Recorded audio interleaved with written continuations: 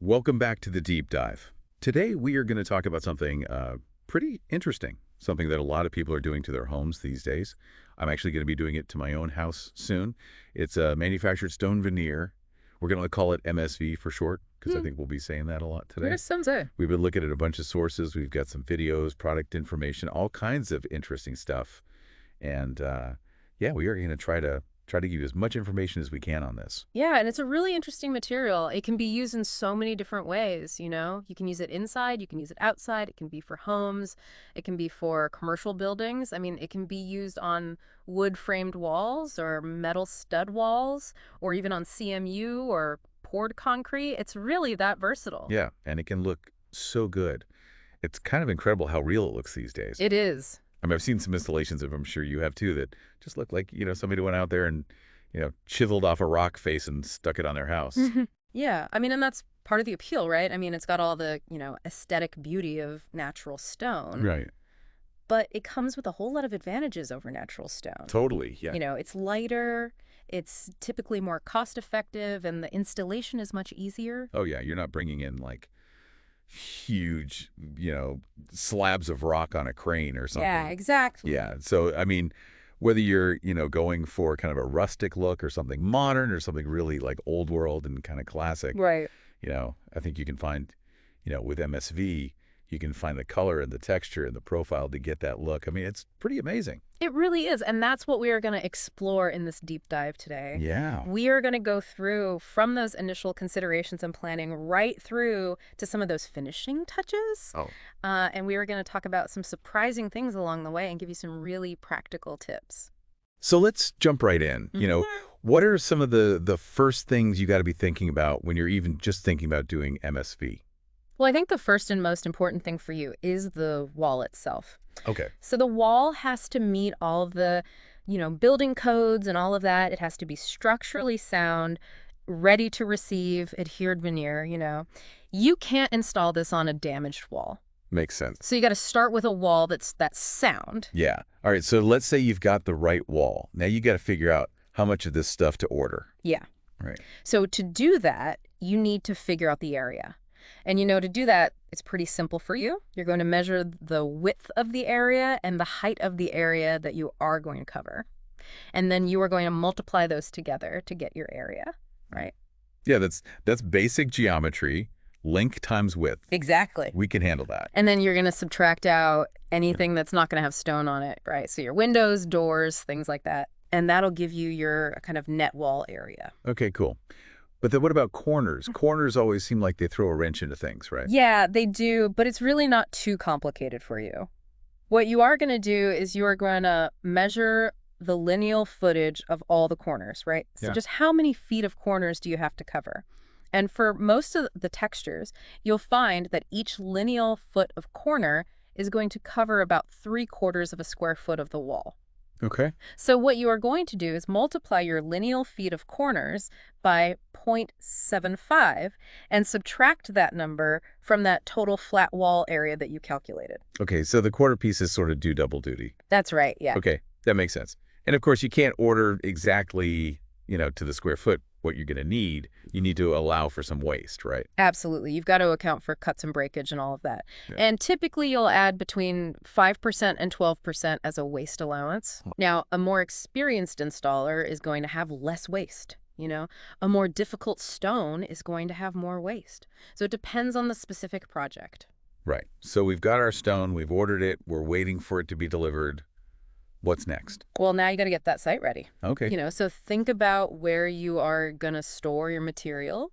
You want to make sure it's protected from the elements. It's out of the way so no one's tripping over it. Right. And you want to protect any landscaping you might have. Yeah, I wouldn't have thought about that, but yeah, that makes a lot of sense. Definitely. And you'll be doing some cutting and, you don't want to be cutting right next to your house or, in the middle of the yard. Yeah. So you're going to have some cutting equipment and you want to have a designated area for that. And, if you have a dust collection system, great. If not, think about, how you are going to reduce the amount of dust that's getting, put into the air. Right. So PPE is going to be important here. Oh, absolutely. What are we thinking? You're going to want, a good quality dust mask for sure. Okay. An N95 mask, something like that. The eye protection is critical, safety glasses, and, the cutting can be noisy too. Oh, yeah. So you might want to think about some ear protection too. Good point. And of course, hard hat and your safety shoes too. Yeah, safety first. Yeah. All right, so let's say we've taken care of all of that. We've got our gear, our site is prepped, we've got our stone delivered. Now we're going to start prepping the wall. And I imagine this is different depending on the kind of wall you're working with. Absolutely. And, I think the most involved wall prep is going to be if you are dealing with a framed wall. Okay. So let's start there. Let's talk about, if you have a wood or a metal framed wall. Right. Now, this is going to involve 2 layers of a water-resistive barrier, and a lot of people call these WRBs, so we'll use that abbreviation. Okay, WRBs. So, think of this as your wall's raincoat. These 2 layers are applied separately and they lap over each other, similar to how shingles on a roof would overlap, right? Okay. And this shingle fashion layering ensures that if any water gets behind that veneer, it's going to run down and out. So the first layer is what we call the primary WRB, and this is really the main drainage plane. It manages water infiltration, air infiltration. It's integrated with all your flashings around any of the openings like the windows and doors. Right, so before we even put up the second layer, the second WRB, we're going to take care of all the flashings around those openings. That's right, yeah. Gotcha. And this is the perfect time to double check, all those penetrations, those transitions have been correctly flashed and integrated with that primary WRB. Okay. Following, building code, but also the instructions from the manufacturer of the flashing and the WRB. You got to follow what they say. Ask. Okay, so primary WRB is installed. All our flashings are looking good. Now we go with the second WRB, the sacrificial layer. Why is it called sacrificial? Well, because, the main job of this second outer WRB layer is to protect that primary, that inner layer, from having direct contact with the mortar. Okay. And a lot of people don't realize this, but direct contact with the mortar can actually reduce the water shedding capabilities of a lot of WRBs. Oh, wow. Okay. Interesting. Yeah. So these 2 layers then create this small continuous gap from the top of the wall to the bottom of the wall. And this gap then acts as a pathway to allow any of the water that might find its way behind that stone veneer to drain out of the wall assembly. Oh, wow. So it's like its own little drain system. It is, yeah. Yeah, that's smart. Yeah. Okay, so these WRBs, I'm assuming there are some minimum standards that they need to meet? Absolutely. And building code is going to set the minimum standards for you to make sure that they perform effectively. And a lot of the time, that's going to be ASTM D226 Type 1. And what that means is it's basically asphalt-saturated building papers. Right. And, if you're using these, you need to have at least 2-inch overlaps horizontally and 6-inch overlaps vertically. And, you attach them using fasteners that are approved by the WRB manufacturer. And this could be roofing nails, staples, cap staples, things like that. Gotcha. Okay. Now, interesting enough, some types of lath, which we'll talk about later, actually already come with that second sacrificial layer of WRB already attached to it, and we call that paper-backed lath. That's pretty convenient. It is, yeah. I've also seen, a lot of construction sites, you see them using house wraps or building wraps. Mm-hmm. Are those usually fine to use as a WRB? Yeah, and as long as they have been, tested and approved to either ASTM E2556 or ICC ES AC38, which signifies that they meet that minimum code requirement of ASTM D2226 Type 1, then they are good to go. And, the manufacturer of the house wrap is going to have, the tested requirements for how much they overlap and what kind of fasteners you need to use. Typically, they're about 6-inch horizontal laps, 12-inch end laps, and you're fastening it with cap nails or staples. And a lot of the time, they'll even recommend using, a compatible seam tape to seal those overlaps for you to create a more continuous barrier. And we talked a little bit about flashing before, but can you just give us a little reminder, why is it so important in all of this? Yeah, flashing is just so critical for you. Its purpose is to direct that water away from the vulnerable areas of your wall, primarily around those openings. Okay. Right. So around all your windows, all your doors, and any other penetrations that you might have through your wall, you need to have properly integrated flashing that works in conjunction with that primary WRB. Right. And this is going to include your head flashings over your openings and your drip edges to channel that water away from the building envelope. Right. So you want to make sure all that is installed correctly. And what if you have rigid foam insulation already on your walls. Yeah. Does that change anything? It can, yeah. So in some cases, the rigid foam insulation itself can actually act as your water-resistive barrier. Really? Yeah, but only if all the seams between the foam boards are properly taped. Okay. So you need to use a tape that's approved, by the manufacturer. And, to use foam as a WRB, you got to make sure that you're checking with that foam insulation manufacturer, Gotcha. because they will have their tested data and they will have their installation instructions to make sure it performs as it should. And, generally it's a good practice to offset the vertical seams of all of your WRBs Okay. to create a more robust barrier. That's a good tip. Yeah. So we've covered the kind of the traditional, asphalt saturated paper and house wrap. What about any new WRB technology coming out? Yeah. There's some cool stuff out there for you. And, liquid applied WRBs are becoming increasingly popular. And these are going to be applied like, a paint or a coating. Yeah. And they create a continuous, seamless primary WRB. And a lot of the time they even act as your air barrier as well. Oh, wow. Okay, cool. Yeah. And there's even newer ones out there too, weight-bearing WRBs. Okay. Yeah. And these are really interesting. Yeah. These are proprietary systems where a specially formulated mortar can actually bond the stone veneer directly to the WRB. Wow. Yeah.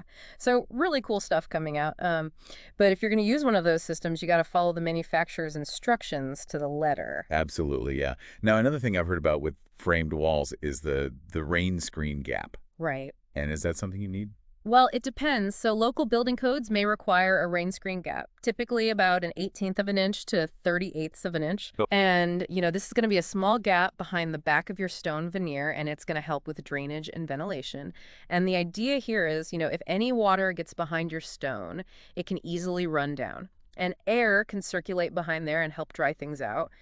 And there are a few ways you can create this gap. Okay. You can use a specialized drainage mat, which is really common, or you can install, thin vertical strips of wood. We call them foring strips. Oh, yeah. Over your WRB before you attach your lath. Okay, so, we've talked about the walls, we've got our WRBs up, and we've taken care of our flashing. Right. But there's another spot that seems like it could be trouble, and that's where the framed wall meets the foundation. Right. And, that transition from your foundation to your framing, that's definitely a spot that's susceptible to both water and air leakage. Yeah. And one of the best things you can do is apply, a self-adhered flashing tape, one that's specifically designed for this purpose. And you want to put it across that joint before you install your weep screed. Ah, yes, the weep screed. What exactly is that? So a weep screed is a really critical component specifically for framed wall applications. Okay. And it's typically going to be, a strip of vinyl or metal, and it's going to be installed horizontally at the bottom of the wall. Yeah. And, your water-resistive barrier, both layers, are going to overlap a flange on the weep screed. And it's designed to provide, that exit point for any water that's collected in that drainage plane that we've talked about. And interestingly enough, it's the shrinkage of the mortar as it cures that creates those small openings, those weeps, that allow the water to escape. Now, you need to install it at the correct height, usually at least 4 inches above exposed earth, or 2 inches above paved surfaces. Mm-hmm. But it's best to check with, your local building codes and, the guidelines from the NCMA, Okay. the National Concrete Masonry Association. Yep. And, it should be installed a minimum of 1 inch below, the bottom of your wall sheathing, which is the plate line. Okay, so that's framed walls. Sounds like a lot of layers and a lot of steps. Yeah. What about like CMU? Concrete masonry units? Or just poured concrete? Is it kind of the same thing? Or No, it can be a lot simpler, actually. Okay. CMU itself is usually considered a suitable substrate for adhering the MSV directly. Okay. So in a lot of cases, you are not going to need a separate WRB or a weep screed. Oh, well, that's nice. Yeah. And poured concrete also is usually a good base, but you might have to prep it. Definitely. You might have to clean it really thoroughly to remove any form release agents or anything that could, interfere with the adhesion of the mortar. Okay. And sometimes, if there's concerns about moisture or bond strength to the concrete surface, you can add a layer of lath and a WRB, just like you would on a framed wall, just to give it a little more grip. Makes sense. So let's talk about rain screens for a minute. Okay. You mentioned them before. They seem like they're a good idea to have that extra protection against moisture. Can you go into those a little bit?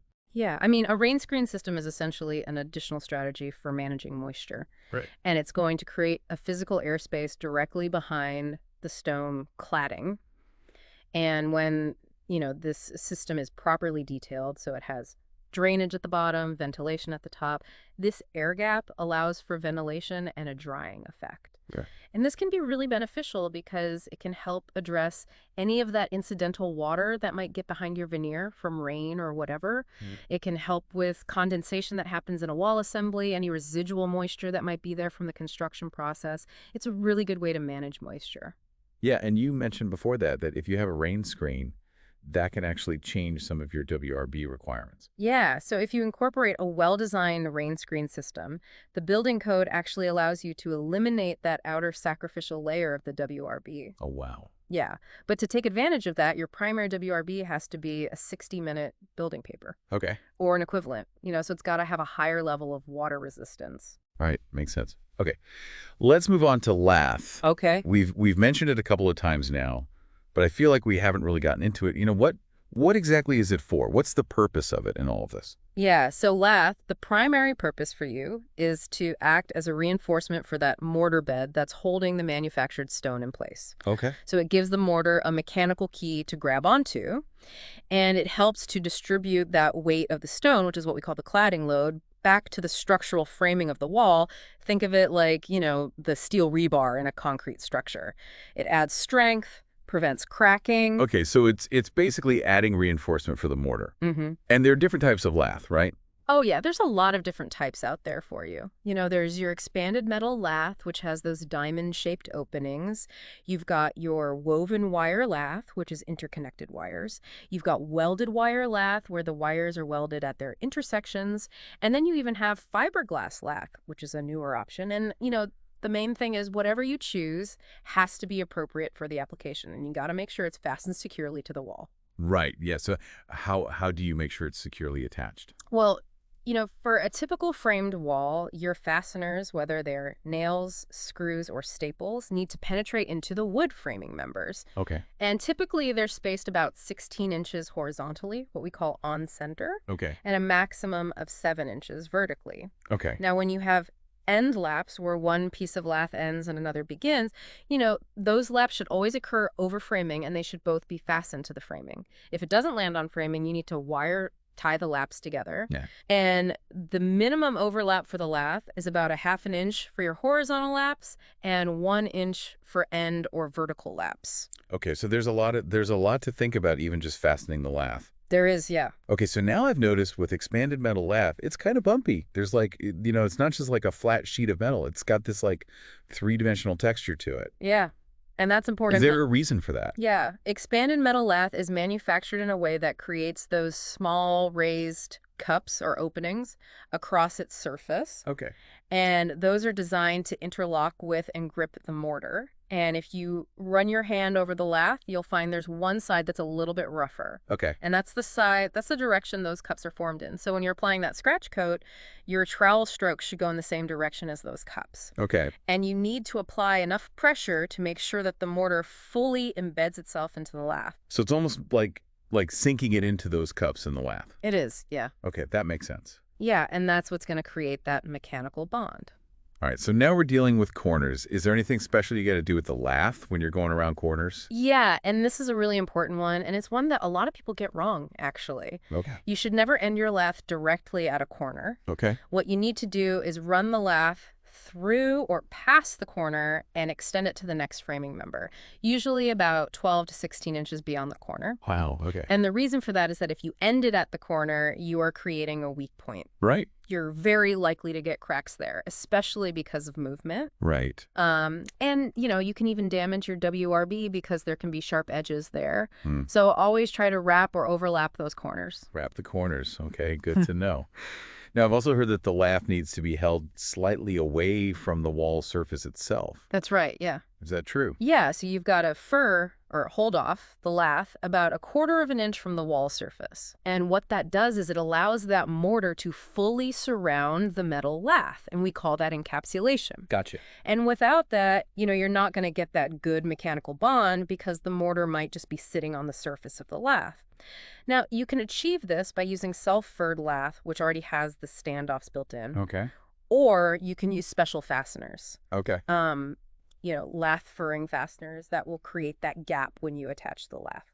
Are there special requirements for the types of fasteners that you should use for all of this? Oh, yeah. And there's industry standards that provide really detailed specs for you. Wow. So, for example, ASTM C1860 Table 1 outlines these requirements. Okay. And a standard roofing nail, for instance, should have an 11-gauge shank. It should have a minimum of a 7/16 inch head, and it has to penetrate at least an inch into the wood framing. Wow. Yeah. So very specific. If you're using screws into metal framing, they should have a minimum number 6 shank, a 7/16 inch head, and penetrate at least 3 threads through the framing member. If you're using staples, 16 gauge with a 34-inch crown, 34-inch penetration. Power actuated fasteners. Those have their own requirements. Okay. And even, if you have to use fasteners that have a smaller head than what's specified, you are probably going to need to add, corrosion-resistant metal washers under the heads to provide that bearing area. And if you have to use a washer that's bigger than an inch, it's got to be perforated. Oh, wow. So that the mortar can grip it properly. So a lot of detail. Yeah, that's a lot of detail. Yeah. And all of this, Yeah. the spacing, the 16 inches horizontal, 7 inches vertical, that applies to all the lath application. Yeah, that's a good rule of thumb, whether you are fastening to wood or metal framing. Okay. Or, even when you are attaching lath over existing concrete or masonry walls, Okay. using the appropriate fasteners. One thing to think about is if you're installing over continuous insulation, Okay. if that insulation is thicker than about a 1/2 inch, you might need to consider longer fasteners because you need to make sure you're getting into the framing or the substrate properly. And in those situations, always check with the technical support from the manufacturer Yeah. because they'll guide you. Don't know. All right. So we've got our lath up. We've got it fastened. What about these things you called lath accessories and soft joints? What are we talking about here? Yeah, so lath accessories and soft joints are going to play a really big role in making sure that your MSV installation performs well and looks good long term. Okay. So they can help manage movement, prevent cracking, and contribute to good moisture control. So let's start with that, that transition from the foundation to the framed wall. Okay. And, as we mentioned, a good practice is to apply self-adhered flashing tape across that joint before you put the weep screed on, because this is a common spot for water and air leakage. Right. And it helps mitigate that. Okay. And what exactly is the weep screed doing there? What's its role? Yeah, so your weep screed, whether it's vinyl or metal, you need to make sure you've got the right clearance at the bottom. Okay. Usually 4 inches above exposed earth, 2 inches above paved surfaces, and as we noted, at least an inch below that bottom of the wall sheathing. And it's designed with that flange and that slope to allow water to exit the wall assembly. Gotcha. So what about where the stone veneer meets other materials? Right. Like window frames or door frames or different kinds of siding? Yeah, so those are all areas where you need to be paying attention and, where you are going to need to use both head flashing and what we call soft joints. Yeah. So wherever your stone veneer terminates against something else, like trim, siding, windows, doors, code is usually going to require flashing there. Okay. And it has to be integrated with your WRB. Extend at least 3.5 inches up the wall. And what it does is it catches the water that's running down the wall and it diverts it out. So it prevents it from getting behind the veneer. Okay. And are casing beads used there to make the soft joints? That's right, yeah. Okay. So casing beads, they're usually strips of vinyl or metal, Okay. and you put them at these termination points, and they create a gap, Okay. consistent gap between the stone and that other material. Gotcha. And that gap is then going to be filled with a backer rod and then sealed with sealant. Okay. And the casing bead also acts as a guide, or what we call a screed, to help you control the thickness of the mortar as you come to that edge. No. So it creates a nice, consistent finished look. Yeah, and that gap is meant to allow for movement. That's right, yeah. so that you don't get cracks. Exactly. So any expansion, contraction, vibration that happens between the stone and those other materials can be taken up in that gap. Yeah. And there are even other products out there like, single-step expanding foam tapes. Oh, wow. Sometimes you'll see them called flex and dry tape. Right. That can also be used to create those soft joints. Windows and doors, those are perfect examples of where this is really, really important. And, the NCMA provides lots of detailed drawings and guidelines for how to do that. Okay, that's good. That's a good resource. Yeah. So now what about if you have a really long run of stone? Right. Are there any special considerations there? Yeah. So for those longer walls, you need to incorporate what we call control joints. Okay. And these are design breaks in the stone veneer, essentially, Right. so that the wall can move without causing stress cracks. Okay. And you can create these using your casing beads, back to back, leaving a defined gap, and then that gap is sealed with sealant. And there are also special control joint accessories that you can get. A lot of the time, they're made of vinyl. Okay. They have a V or W shape, and they are embedded in the mortar bed to create that separation. Gotcha. And for multi-story buildings, the NCMA actually has details that include drainage outlets in the control joint to manage any water that gets in there. Wow. Okay, that's pretty amazing. So we've talked a lot about the different layers and materials that go up on the wall before you put the stone on. Now let's talk about the thing that actually sticks the stone on the wall, the mortar. So it's not like glued on, right? You're not using construction adhesive. That's right. It's mortar. Okay. And mortar is, the bonding agent that's holding that manufactured stone veneer to that wall. And just like with the wall prep, using the right mortar for the job is critical to getting a strong, durable bond. And the NCMA has a whole bunch of recommendations for mortar selection, maybe based on what